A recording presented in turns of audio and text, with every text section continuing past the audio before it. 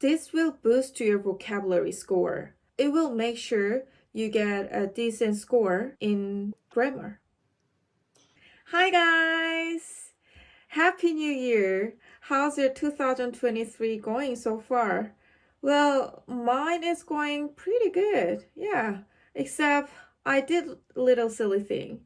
On New Year's Day, I wanted to do something new, so I just so impulsively, cut my own bang here. Look at this. Well, I'm surprised. It looks pretty good through the camera, I think.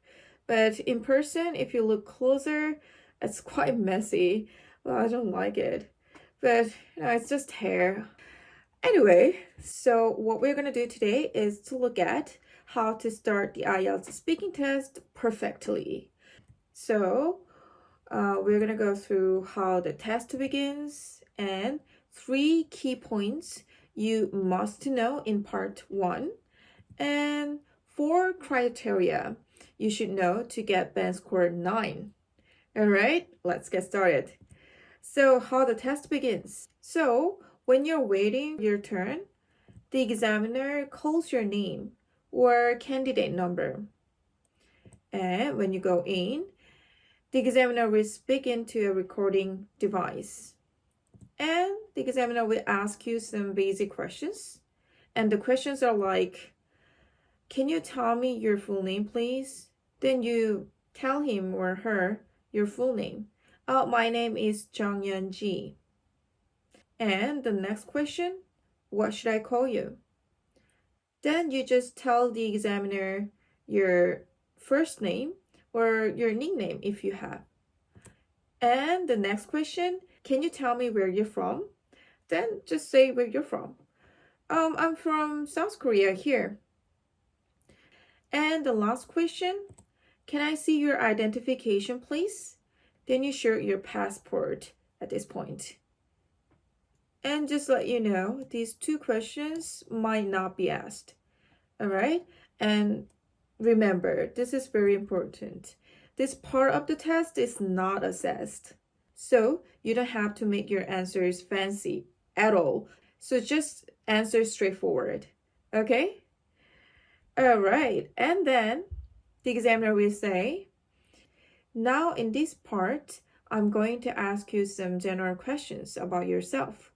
Let's first of all talk about where you live. So if you get this where you live question, then your first topic's gonna be either home or your hometown or your family. Okay? But if you get, let's first of all talk about what you do question, your first topic would be your work or your study. It depends on your status. Okay?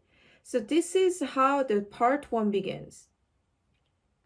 Now, let's look at the description of part 1 from British Council official website. So here, this section includes familiar topics, right? So the familiar topics means work, study, family, hobbies, animals, sleep, something about your life or yourself. So you will not get hard, difficult to answer topics here. For example, like political issues or environmental problems and so on. These topics are for part 3. Okay? And next, you're expected to answer giving more information related to topics. Well, it means you have to elaborate your answers. For example, if you get a question like this, do you like to go to art galleries? Then, if you just answer like, yeah, I like to go there. No, that's not good. Just one sentence is not enough. So you have to elaborate, like with some reason or some details, For example, I would answer like this. Do you like to go to art galleries? Oh, yes, I'm very keen on visiting art galleries. Well, my favorite art gallery is located in the heart of downtown. It is a modern art gallery. I actually went there yesterday as well. See? Elaborate your answer. All right.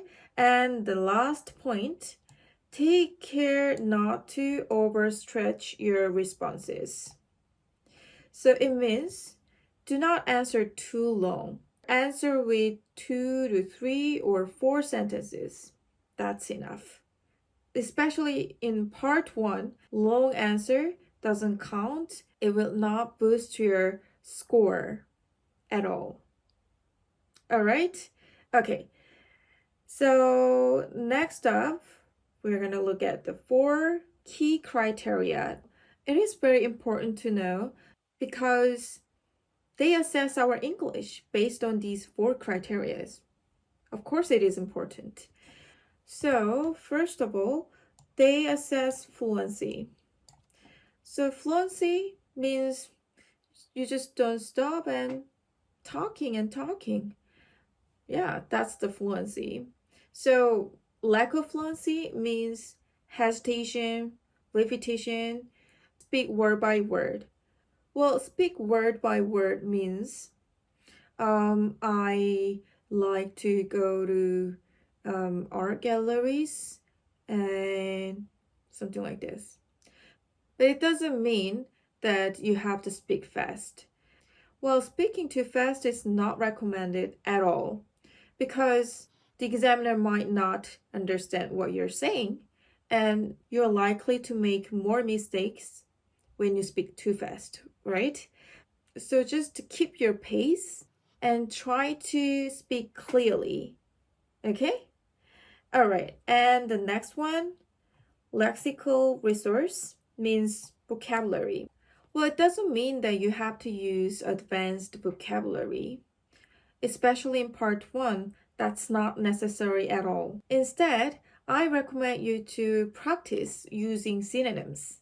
For example, if you get a question like, do you like to watch comedy movies?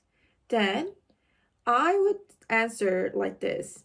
Oh, I'm so into comedy movies. Or, oh, I'm fond of comedy movies. So here, instead of saying I like blah blah, I said I'm fond of or I'm so into. This will boost your vocabulary score. So study synonyms of some commonly used words like, want to, experience, improve, something like that. Okay? So use synonyms. And the next one, grammatical range and accuracy. So grammar. Well, here to get a better grammar score, you have to use right tenses. It is really important. Use right tenses. And plus, try to use many compound sentences. Well, a compound sentence is a sentence that connects two independent clauses, typically with a coordinating conjunction, like and, because, but. So if you are careful with tenses and compound sentences, it will make sure you get a decent score in grammar.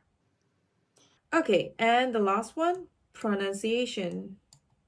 Pronunciation doesn't mean you have to get rid of your accent. You can have your own accent, American accent, British accent, Indian accent, Korean accent. That doesn't matter. They're not gonna mark you on accent. What you have to be careful with is intonation. Intonation is a rise and fall in sound of your voice, right? So if you want to say, I'm a photographer, the intonation should be, I'm a photographer, right? You see these ups and downs? I'm a photographer. Yeah, so intonation matters. All right, so we've looked through all the 4 criteria. Now, for part 1, first of all, you need to remember you have to answer directly with 2 to 3 sentences only. Okay? And you should practice common topics. They are very likely to be your first topic. So, as I said, work, study, or home, hometown, and family. You have to practice these topics first. And next, practice other part 1 questions. Well, obviously, right? But you have to check out the list of recent questions. And where can you get this list of recent questions? Like, there are a variety of ways. First, you can check out the IELTS Pro website. They always update recent speaking questions. Or I'm going to upload a list of recent speaking questions on my channel, so you can watch that video. All right. So yes, that's it for today. Thank you so much for watching, and I will see you next time. Bye, guys.